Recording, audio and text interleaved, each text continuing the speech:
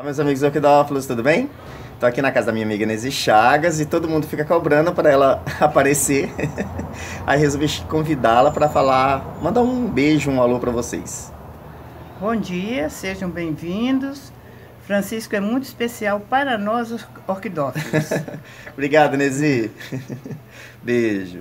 Gente, então vamos lá. Vou começar com os beijos e porque tem alguns assuntos a tratar hoje, tá bom? Então, um beijo para Patrícia Fernandes, um super beijo, meu amor. Leal Demiati, beijo, beijo, beijo, de Curitiba, Paraná. Tanto a Patrícia Fernandes como o Leal Demiati, tá? Super beijo. Eliane Campos, um beijo, meu anjo. Regina Baldin, beijão, meu amor. Um beijo pro Fagner, o filho da Jandira Duarte, beijão, Fagner. Mariano Pulanero, beijão, Mariano. Bem, depois dos beijos, vamos para as informações, tá bom? Eu queria usar um híbrido aqui como exemplo de uma planta que foi produzida no Orquidário Bela Vista, na Chácara Bela Vista.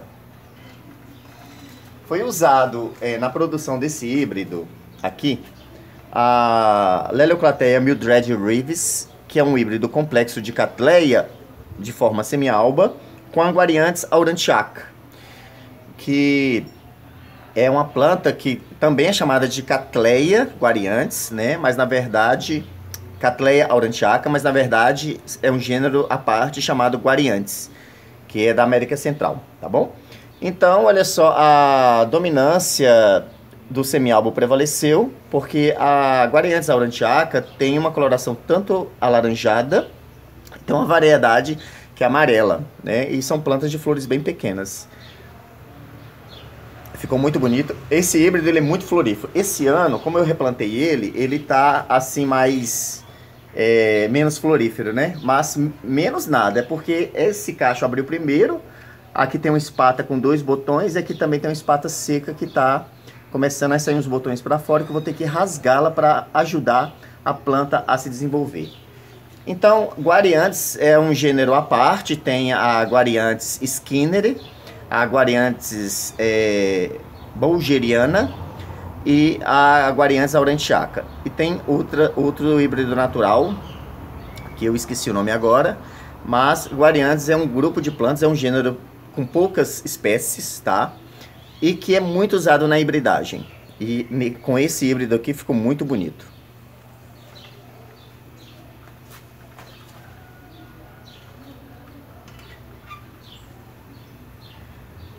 O híbrido mais famoso que envolve o gênero Guariantes com a Cattleya é a Portia. No caso, chamam de Cattleya Portia, né? Mas na verdade, inclusive tem a famosa Cattleya Portia baronesa cerulea, né? Mas na verdade é um híbrido de Guariantes bulgeriana com uma Cattleya labiata aqui do Brasil. Então gerou a Portia, que é um híbrido muito comercializado, muito conhecido, tá? Lembrando que o gênero Guariantes são plantas bifolhadas, né? A planta é diferenciada, tem um pseudobulbo bem roliço. Infelizmente a Nesi, eu acho que não tem Guariantes aqui na coleção para mostrar, tá? Me pediram para falar sobre Miltoniops. Miltoniops é uma planta aqui também da América do Sul, só que é Colômbia, Peru, Equador e Panamá. São plantas de altitude, clima mais frio, né? Então, muitas pessoas aqui no Brasil acham lindas as famosas orquídeas amor perfeito, só que na verdade elas não suportam calor, não são plantas de local quente. Então às vezes a pessoa mora num local que em determinado lugar que no inverno faz um frio, aí a planta tá lá bonitinha, vegetando, e quando chega o verão, que faz muito calor, ela vai definhando até morrer, assim como acontece com a Coleogyne cristata, tá bom? Então Miltoniops, né, é um gênero muito comum na Colômbia, é muito reproduzido e vendido aqui no Brasil, mas muitas pessoas acabam comprando e não tendo muita sorte com a planta, porque como é uma planta de altitude e de local frio, não se dá muito bem na maioria dos locais aqui no Brasil que faz muito calor, tá bom? Miltoniopsis tem afinidade com Miltonia, inclusive Miltoniopsis ops, né, quer dizer parecido, é uma junção do grego para especificar que essa planta tem semelhança com as Miltonia, que são praticamente exclusivas do Brasil, tá bom? Pelo fato do nome ser parecido, Miltoniopsis com Miltonia, e no Brasil nós conseguimos cultivar Miltonia, várias espécies de Miltonia, Moreliana, Spectabilis, Flavense, Regnelli, porque é do nosso país, né, as pessoas acabam achando que também dá para cultivar, e na verdade não dá para cultivar, tá bom? Me pediram para falar sobre Oncidiums, né, chuva de ouro. Tem um vídeo meu que fala sobre orquídeas de raízes finas, né? O maior problema do cultivo das plantas do Oncidium, do grupo do Oncidium, é que são plantas que têm sistema radicular muito delicado, raízes finas. Aí planta em vaso e molha muito, apodrece as raízes, a planta acaba apodrecendo, né, lentamente e morre. Então, todas as plantas relacionadas ao gênero Oncidium, seja Copensia, Latiglusso, os próprios oncídios, né, tem que tomar cuidado com o excesso de água, tá bom? O Joãozinho pediu para falar sobre Promenia xantina, planta de mata atlântica, lugar escuro, sombreado, protegido, muito delicado. Promenia xantina, geralmente, muitas pessoas têm dificuldade de cultivar essa plantinha. É uma mini orquídea, né, bem delicada, então pode tentar cultivar, mas se morrer não se assuste, porque geralmente não dá muito certo, tá bom? A Josiane Araújo pediu para falar sobre o dendróbio Tissiflora e o dendróbio Farmeri. Bem, a maioria dos dendróbios precisam de muita luminosidade e nem todos os dendróbios precisam do estresse hídrico, como acontece com o dendróbio nobile, né, do grupo do nobile. Mas o que acontece? Como é um gênero que possui centenas de espécies e vegetam em determinadas localidades, né, da Ásia e outros locais, então tem espécies específicas que carregam em sua genética, no seu vegetal, apesar de já estar sendo reproduzido no Brasil há muitos anos, características do seu habitat. Por exemplo, tem planta que passa um determinado período do ano na natureza sem receber chuva, água nenhuma. Aí no nosso cultivo as pessoas têm mania de molhar tudo, molhar demais. Tem plantas que em determinado período do ano, na natureza, né, elas sofrem um choque térmico no inverno, que o frio é muito agressivo, né, e tudo isso interfere na floração, no nosso cultivo particular. Então são detalhes que você tem que tomar cuidado. Por exemplo, eu estou falando isso porque muitas pessoas têm dificuldade em ter floração de orquídeas no seu cultivo. 90% da situação de não floração é a falta de luminosidade. A pessoa cultiva as suas orquídeas debaixo de uma varanda, de uma garagem, num cantinho da casa que só passa um feixe de luz, e ficam assim, nossa, por que minhas orquídeas não florescem? Então não vai florescer. Orquídea precisa de luminosidade. O segundo fator que interfere muito, que prejudica muito a floração das orquídeas, é você adquirir plantas que não são adequadas para o seu clima, aonde você mora. Nós estamos aqui em Governador Valadares, que está a 100 metros, 200 metros, sei lá, a nível do mar. Então, se eu trazer para o meu cultivo Sophronitis coccinea, né, alguns tipos de ceológene, alguns dendróbios, mais o que? Plantas de altitude, o próprio Miltoniopsis, né, e muitas outras plantas que na sua carga genética ela carrega uma memória que na natureza ela se desenvolve a mais de 1000 metros de altitude. Então, né, Cibidium. Então não adianta. Então quando você for comprar orquídeas, você tem que conversar com o vendedor, tá? E perguntar, olha, eu adorei essa planta, mas ela floresce aqui? Entendeu? Ela floresce aqui. tem que perguntar, né? Se você vê que a pessoa ela não sabe responder, ou ela pestaneja, ou ela enrola, entendeu? Sai fora, né? E também tem que tomar cuidado com os vendedores que só querem vender. Não, essa planta floresce aqui, pode comprar. Na verdade, ele está te enganando apenas para vender a planta e ganhar dinheiro, tá? Mostrar para vocês aqui a maravilhosa Hoffmann Sanguela rupestris. Olha, gente! Eu amo Hoffmann Sanguela, né? Os cretinos colocaram as plantas desse gênero no grupo das catléias, mas, pelo amor de Deus, né? Vegetal muito bonito. Muita gente tem dificuldades de cultivo de Hoffmann Sanguela, antiga Lélia rupícola, mas na verdade ela não é difícil não, tá?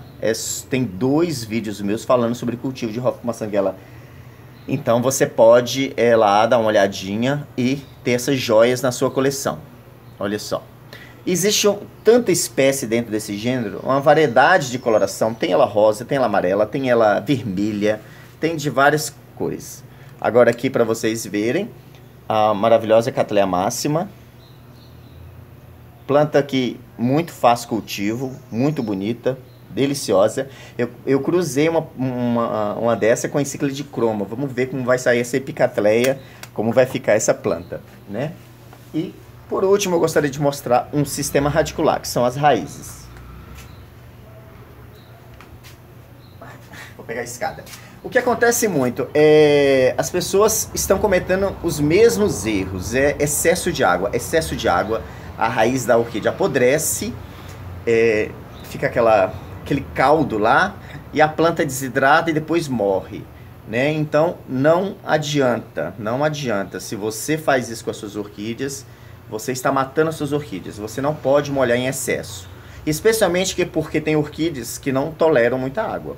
Tem que tomar cuidado. Não quer dizer que você vai matá-la de sede, entendeu? Mas você tem que tomar um certo cuidado. Tem gente que quer molhar a orquídea todo dia, amor. Não é samambaia, não.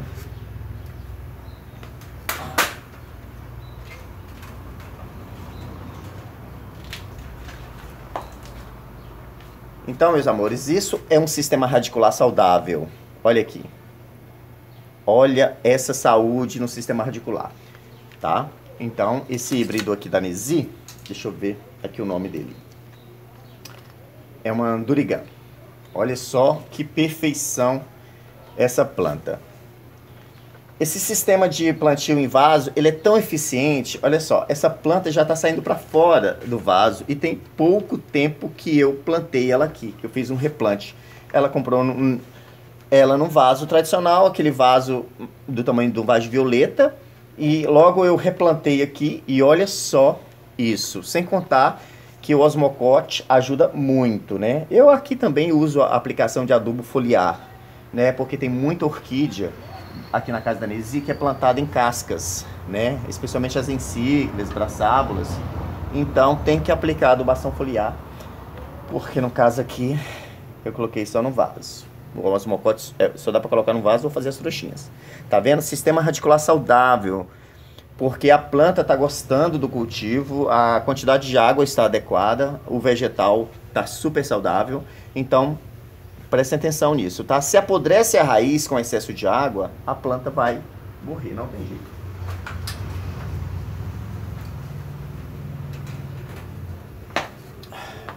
Agora eu vou mostrar para vocês uma Wanda da Nesi. Um exoesqueleto de Wanda. Gente, ó. Quando eu vim trabalhar para a Nesi, tinha muita planta doente, entendeu? Nós jogamos... Quando eu vim trabalhar para a Nesi, o telhado aqui, o orquidário, era telha de plástico. Então, como aqui é muito quente, estava cozinhando as plantas dela e tal. Quando eu vim trabalhar aqui, já tem uns anos, nós jogamos uns 4 ou 5 sacos de orquídeas mortas. Porque plantas contaminadas, plantas sofrendo com excesso de calor e etc e tal. Né? Falta de irrigação adequada. Então a gente foi acertando os pontos. Então muitas plantas contaminadas foram, né? E essa daqui, essa Wanda, é uma das plantas que são do período mais antigo, que estava viva até pouco tempo. Isso acontece porque, primeiro, fungo, né? Mata a planta dessa maneira. Segundo, o ácaro. O ácaro, ele é microscópico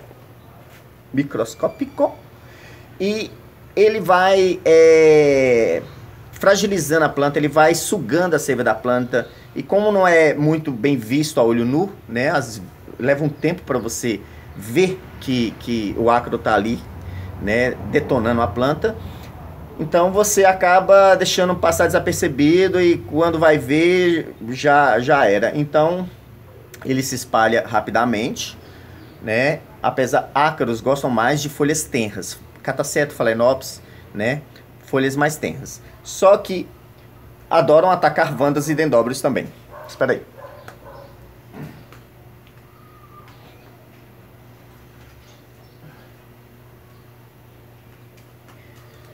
Depois de um determinado momento, você vai conseguir ver os ácaros, porque olha só como a folha de uma orquídea fica quando é atacada por ácaro.